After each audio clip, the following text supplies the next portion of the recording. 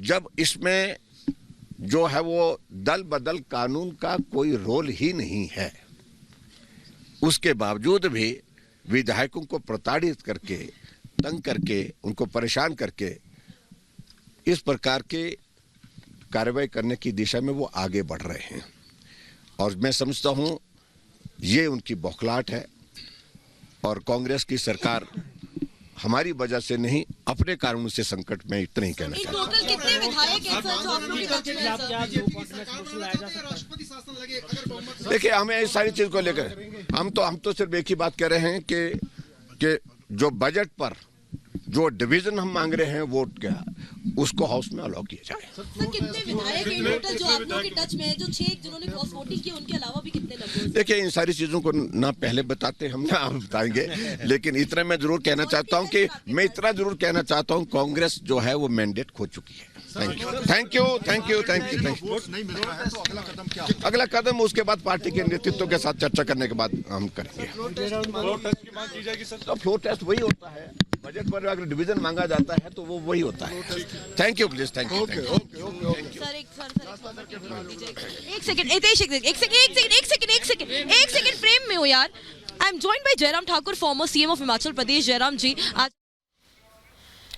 तो हिमाचल के पूर्व सीएम जयराम ठाकुर को आप सुन रहे थे। उन्होंने राज्यपाल से मुलाकात की और उन्होंने कहा है कि सुक्खू सरकार के पास बहुमत नहीं है और नैतिकता के आधार पर उन्हें जानकारी दी है। और जानकारी के पश्चात हमने कहा कि विधानसभा नियमों के मुताबिक चलती है, नियमों को का पालन वहां पर नहीं हो पा रहा है और अध्यक्ष महोदय बिल्कुल कांग्रेस के इसके तरह जो है वो व्यवहार कर रहे हैं और सरकार को बचाने के लिए जिस प्रकार से प्रयत्न कर रहे हैं, कोशिश कर रहे हैं, तो वो उचित नहीं है। नियमों के मुताबिक विधानसभा में कार्यवाही हो, इस बात के लिए हमने जयराम जी, आज बजट सेशन भी है, क्या बजट सेशन के दौरान डिवीजन ऑफ वोट्स हो सकता है? और फ्लोर टेस्ट और डिवीजन ऑफ वोट के लिए ही हमने बात कही थी और जिसके लिए 2 बार अध्यक्ष महोदय ने मना कर दी और हाउस से एडजॉर्न कर दिया। कहा गया कि 26 विधायक नाराज हैं सुखविंदर सिंह सुक्खू से कांग्रेस के, तो क्या ये माना जाए कि 6 जिन्होंने क्रॉस वोटिंग की, उनके अलावा कई और भी हैं जो आप लोगों से देखिए, वो उनका मामला है, उस सारी बात को लेकर के हमको कुछ नहीं कहना। कितना है नंबर, वो कांग्रेस का विषय है, उस पे so this is Jairam Thakur, former CM of Himachal Pradesh, जो रिपब्लिक से। तो देखिए, बजट सत्र भी आज, ये कहना है जयराम ठाकुर का, और आज इस पर वोट डिवीजन की मांग की जाएगी इस बजट काल के दौरान। और ये देखने वाली बात रहेगी कि आगे क्या कुछ निर्णय लिया जाता है, क्योंकि मौजूदा स्थिति को दर्शाया है। उन्होंने कहा है कि जिस तरीके से राज्यसभा चुनाव के दौरान हमने जीत हासिल की है, क्योंकि आपको बताते चले कि हिमाचल प्रदेश में फिलहाल बीजेपी के पास 25 विधायक हैं, लेकिन कांग्रेस के पास निर्दलीय विधायकों को मिलाकर कुल 43 विधायक हैं। और इस तरह की स्थिति में जब हर्ष महाजन की जीत हुई है, क्योंकि क्रॉस वोटिंग हुई है, ये साफ तौर पर कहा भी जा रहा है और दूसरी तरफ हमने देखा भी, तो ऐसे में ये अब कहा जा रहा है कि डिवीजन वोटिंग की मांग रखी और इस वक्त हमारे सहयोगी हर्षा हमारे साथ मौजूद हैं। हर्षा, अभी क्या स्थितियां हैं? वोट डिवीजन अगर होता है तो क्या स्थितियां नजर आ सकती हैं और क्या आज संभावनाएं दिखाई देती हैं वोट डिवीजन की?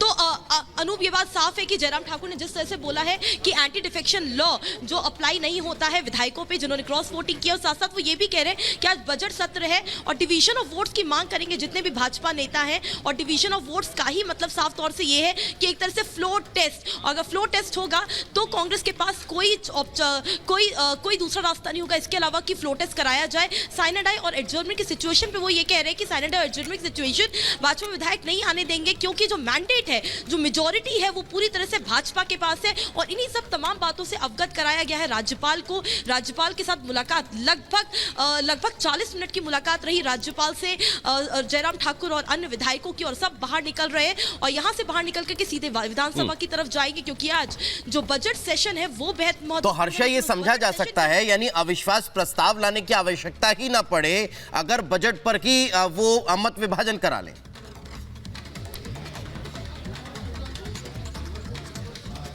बिल्कुल आपने ठीक कहा। अगर बजट पे ही विभाजन की बात होती है और बजट पे ही अगर विभाजन होता है तो वो एक तरह का फ्लो टेस्ट ही है उस सरकार के लिए। और अगर उस समय ही नंबर्स नहीं होंगे कांग्रेस के पास तो यानी कि साफ है कि कांग्रेस की सरकार के लिए जो हिमाचल प्रदेश में सरकार है वो खत्म है, यानी कि क्राइसिस की सिचुएशन से ज्यादा मुश्किलें बहुत बढ़ेंगी, क्योंकि फिर साफ तौर पे ये बात तय हो जाएगी कि भाजपा जो है सरकार बनाने के लिए यहाँ पे तैयार है। क्योंकि मैंडेट की बात करें, अगर डिवीजन ऑफ वोट्स में भी सबसे ज्यादा मेजोरिटी भाजपा के पास रहती है तो शायद अगला स्टेप ये होगा कि राज्यपाल के पास पहुंच करके जयराम ठाकुर ये कह सकते हैं कि भाजपा सरकार बनाने के लिए तैयार है। तो यानी कि आज जो गहमा गहमी है वो पूरी की पूरी गहमा गहमी विधानसभा के बजट सत्र में देखने को मिलेगी। और अगर डिवीजन ऑफ वोट्स होगा तो उससे बात तय हो जाएगी कि आखिरकार सुखविंदर सिंह सुक्खू की अगुवाई में जो कांग्रेस सरकार है आखिरकार वो टिकेगी या फिर नहीं टिकेगी। अगर किसी भी तरह से कांग्रेस सुखविंदर सिंह सुक्खू और जो कांग्रेस के विधायक है वो एडजर्नमेंट और साइनेड की कोशिश ना करें, तब फिलहाल ये तस्वीरें आपको दिखा देती हूँ यहाँ से राज्यपाल के आवास से, जहाँ पे जो विधायक है वो साफ तौर से निकलते हुए नजर आ रहे हैं। और हम कुछ विधायकों से बात करने की कोशिश भी करेंगे, क्योंकि जो यहाँ पे सारा मूवमेंट है बजट सेशन को लेकर के है कि आखिरकार बजट सेशन में क्या कुछ हो सकता है। मैं चाहूंगी मेरे कैमरा पर्सन नितेश थोड़ा अंदर की तरफ आए, क्योंकि यहाँ पे जो मूवमेंट बढ़ता हुआ नजर आ रहा है और यही तमाम चीजें। सर आपसे एक सवाल लेना चाहूंगी, क्योंकि कहा जा रहा है कि अगर डिवीजन ऑफ वोट्स होता है तो उसका मतलब साफ है कि अगर वहां पे मेजॉरिटी बीजेपी के पास है, डिवीजन ऑफ वोट्स होगा तो शायद अगला स्टेप ये होगा कि भाजपा सरकार बनाएगी। यहाँ डिवीजन ऑफ वोट का मतलब होता है सरकार गिरना, उस पे कट मोशंस पे जब डिवीजन होता है तो it is on floor of house when government gets defeated, और उसके बाद जो भी कार्रवाई होती है, जो भी गवर्नमेंट बनने की संभावना होती है उसी पे कार्य होता है। और अगर सर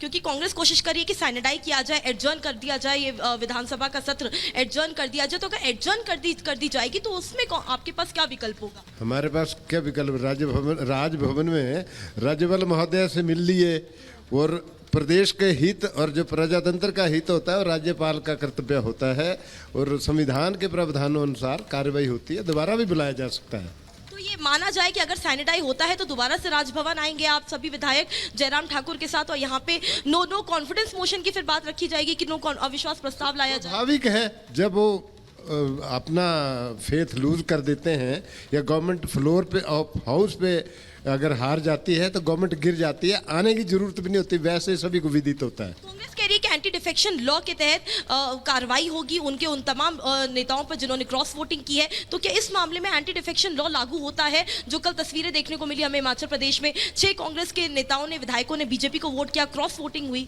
उनका अगर कोई अपना संविधान होगा तो पता नहीं, बाकी वैसा तो होता नहीं ना, ऐसा देखा गया है। कांग्रेस अब डैमेज कंट्रोल के मूड में है सर, क्योंकि डीके शिव कुमार को भेजा गया है, भूपेंद्र हुड्डा यहाँ पे पहुंचे हैं, 1:30 बजे बुलाया गया है कांग्रेस के विधायकों को मुलाकात करने के लिए, जवाब देने के लिए कहा गया है कि आखिरकार उन्होंने क्रॉस वोटिंग क्यों की, उनके खिलाफ कार्रवाई होगी। तो क्या लगता है कि टूट कर दोबारा से अपने खेमे में जा सकते हैं? ऐसे है, राज्यसभा का वोट दे दिया, एक बात अलग है, हर एक पार्टी अपना अपना कोशिश करती है अपने को बचाने की, कांग्रेस भी कर रही है, परंतु संविधान के प्रावधानों के अनुसार जो गलत होगा वो गलत होता है, जो ठीक होगा वो ठीक होता है। अगर वो फ्लोर ऑफ हाउस के टेस्ट में हारती है तो गवर्नमेंट गिरती है, क्लियर कट है। आखिरी सवाल, भाजपा के पास कितने नंबर हैं? भाजपा के पास नंबर जो है वो हमारे लीडर ऑफ अपोजिशन है, उनको पता करने दें। लेकिन फिर भी जो सरकार बनाने के लिए अभी जो कांग्रेस सरकार जीती थी उनके पास 40 था, आप 25 पर थे। अगर हम 6 रिबेल की माने और 3 इंडिपेंडेंट की माने तो 34 नंबर